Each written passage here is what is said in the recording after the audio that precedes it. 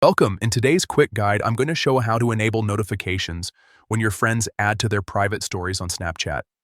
If you've ever missed updates from close friends and wished Snapchat would give you a heads up, this is exactly what you need. Let's jump right in.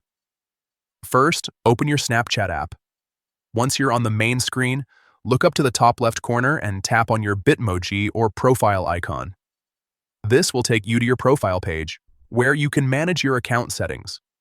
Next, in the top right corner, you'll see a small gear icon. Go ahead and tap on it to open your settings. This is where all your Snapchat preferences live, including notifications. Now, scroll down through the settings until you find the notifications section and tap on it. Here, Snapchat gives you control over what alerts you want to receive and what you'd rather ignore.